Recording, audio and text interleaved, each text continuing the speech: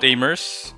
So today we're gonna talk about the tier list. So we're gonna update it today, and since there have been a couple of Digimons that are added since we created the tier list, then I guess it's a good time now that we might want to check the current banners, the current Digimons that you can get, not only in the summoning banners but also in in some of the shops if they're actually good to get.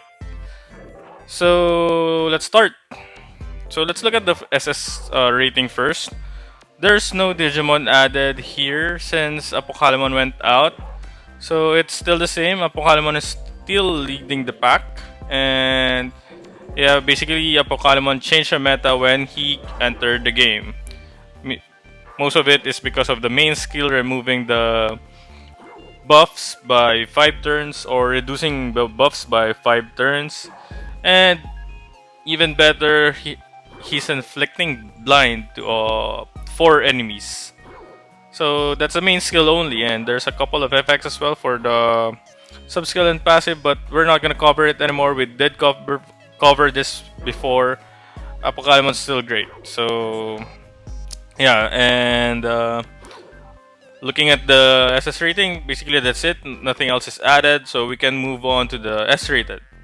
So in the S rated, we can actually get Rasenmon GM.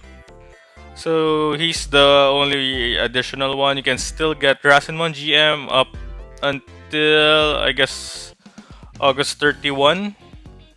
Let's check it out. 18 days to go and 15 hours. So I'm guessing yeah, it's August 31. So Rasenmon GM. Why is he SS rated? So if you're gonna look at the stats of the Rasenmon GM, basically it has a high HP, high power, and a good defense as well. Overall, the stats are quite good, but the skills of Rasenmon isn't really that great. So the only good thing about Rasenmon is the main skill, which is quite unique currently in the game. You can hit random enemies 4 times. So actually, it just can damage um, or it attacks 4 times, and randomly it can hit multiple targets or just one target. So it can. I guess that's beneficial when it's only like two opponents left, or even one, because that one opponent will be hit 4 times, and Rasenmon hits quite hard. It's just that if you're gonna use Rasenmon first, for example, you don't have a Pokémon, then it will just be blocked by the limiters of like Omegamon and Omegamon Zwart, or even evade by IPM and the other Digimons who has evade in the passive. And also, Rasenmon GM doesn't contribute well in team. All of the buffs from his passive, from the main skill, is just for himself. So basically, it's quite selfish. It doesn't contribute that much into a team sync or team composition. So yeah, it's an S rated, but yeah, if you don't have much damagers or any of this other S rated Digimons or even the SS rated Digimons, you might want to consider getting him. But if you have like more than 5 of the SS rated or including the S rated, then yeah, I think it's skippable. So that's it for the S rated. And moving on to the next is I guess there's a couple of Digimons that were added in the A rated. So you can still get this Digimon, same banner with Rasenmon, it's Leviamon. So Leviamon is not really that great. The stats is the one that gives it away. So in terms of the stats, it just has a 6.6k HP. Power is not that great as well. Defense is really low, 1339. This is comparable to the, I'd say, first generation of the Mega Digimons. Just not good since it's quite late in the game already for Leviamon. So looking at the skills, passive skill is not that bad. It's just that it targets deaf allies only, so it increase death of deaf allies. So if you remember, Skull Greymon increases death by 40% for all allies, and it also has a increased block rate 40% for all allies as well. So it's really far from the effect of the passive of Leviamon. But of course, Skull Greymon's gone. The banner is not there anymore. That's together with Apocalypse. You might want to consider this if you're wanting to improve the defense of your deaf lineup, since most of the deaf Digimons now are kind of strong. I think the meta is more tech than power right now. So yeah, but yeah, it's not that like a must get Digimon. So moving to the next Digimon, it's from a step up. So it's also A rated. It's Dianamon. So let's look at the skills. So basically, as I mentioned in my previous videos covering Dianamon, it's like a Dynasmon 2.0. Dynasmon 2.0 simply because it has the same evade passive 2 times permanent, and as mentioned, the Palamon can't touch that. It's permanent, and the increase in counter rate for herself is higher than Dynasmon. So it's 75%, Dynasmon is only 70, and the damage multiplier for counter is higher as well. So 3.3 times the damage when countering. So the Animon also has better stats compared to Dynasmon. She has 6.4k. Dynasmon only has around 5k. So yeah, she's an S rated. I think it's gonna be better when well, currently, since it's Calm Boost week, she might be good. Hopefully, you're just gonna avoid Digimons that can inflict fade like Zwart and some of the effects as well. Maybe just put a plug-in resistance for burn, error, poison, just so she doesn't get damage while she's countering. So moving on to the next, it's um, part of the 100 or summon. So that is, where is it? No, we're not gonna cover Imperial Dramon FM already because he's not a new Digimon. He's just coming back now, so overall he's not that great anymore. So yeah, so for the another A-rated Digimon is Kimeramon. So Kimeramon is almost comparable to Skull Greymon. So the difference only is the passive skill and the active skills are kind of flipped. So for example, Kimeramon has passive skill of damage resistance for both power and tech, and he has the main skill of increasing def, and sub skill is increasing block rate. So yeah, and comparing that to Skull Greymon, it's the other way around. Passive skill is defense and block rate, and main skill sub skill is the damage resistance for both power and tech. So why is he only an A rated while Skull Greymon is S rated? Well, the effects are, well, I've used Kimeramon and it's not that great compared to Skull Greymon. It's not that much of a game changer. When I started using Skull Greymon pretty much improved really the overall defense um, of the lineup. But for Kimeramon, sometimes, well, he improves the overall defense as well, but most of the time he dies first. So when he dies, it's the buffs are gone, so it's kind of useless. Unlike Skull Greymon, the stats are amazing: high HP, high defense, and doesn't die immediately in BP. So basically, that's it for the difference. You can actually try to use both Skull Greymon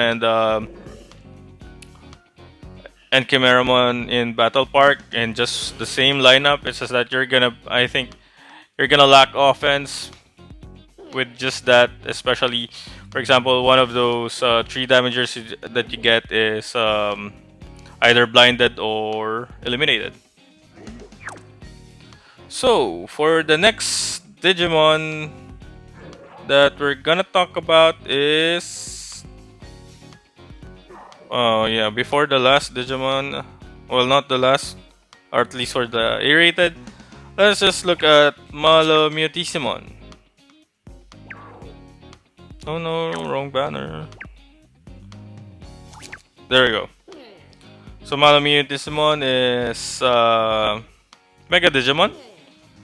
It's not that bad in terms of skills. It it has a fast cool time because of the passive skill that it reduces cool time by 50% 2 times permanently, and quite a bit like Lucemon SM, nullifies shock, paralysis, freeze, stun, sleep, targeting all allies. So that's not bad. It's just that for the overall effect, Lucemon still wins. So nope. Let's look at Lucemon. So Lucemon wins because of the decrease all enemies' death by 40%, and it targets more status ailments. So even poison burn error is here. Yeah, so basically that's the reason why Mutissimon loses for a good rank or tier. And for the main skill sub skill, that's also, well, it's quite impressive that there's a 60% chance to inflict stun, and for the sub skill, I believe it's 60% as well to inflict error. Unfortunately, the targets is quite low, so for the main skill it's just 2 and the sub skill is just 3. So in terms of range or coverage in Battle Park, I don't think that you're gonna use this that much. And for the stats, it's kind of good, but yeah, stats won't mean anything if your skills are not quite useful. So yeah, it's A-rated as well. So basically, it's not a must get, but if you want, you can try it out. If you're new to the game, maybe you can try it out. Try to get a new Digimon, quite usable, but not gonna be that strong for a long time. So for the next Digimon, this is not from the any banner that we have right now. It's Blitz Greymon. So Blitz Greymon is available in BP Medal Shop. So it's valued 1,200 medals and still available 19 days, 15 hours from now. But looking at the stats are great. 7,600 HP, not so bad. That's quite high, I guess, for a mega.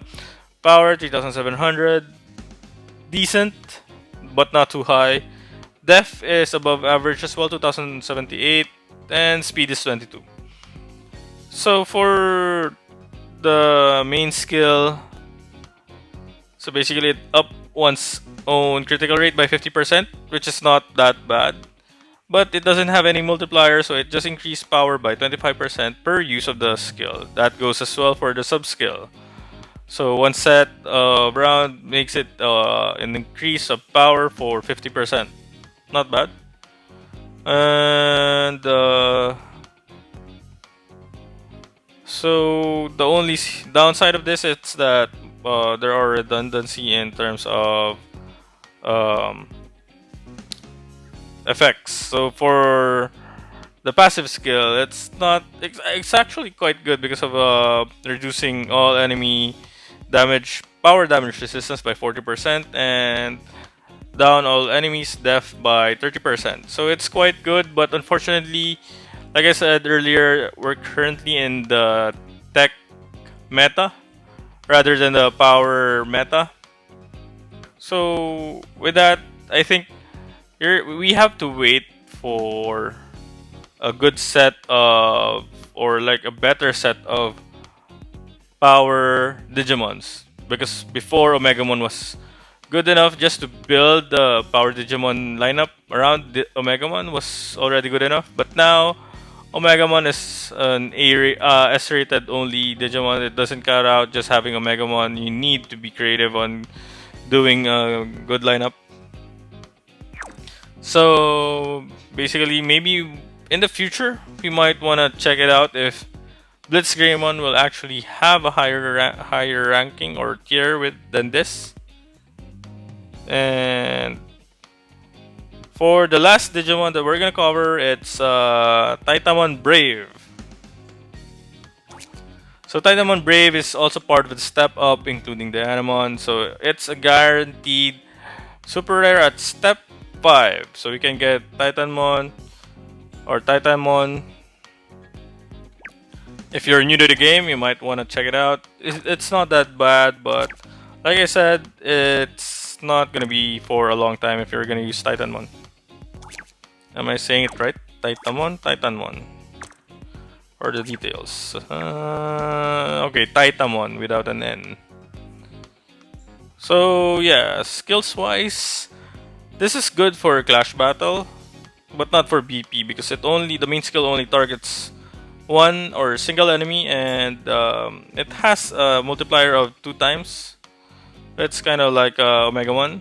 And for the sub skill, it only targets 2 enemies.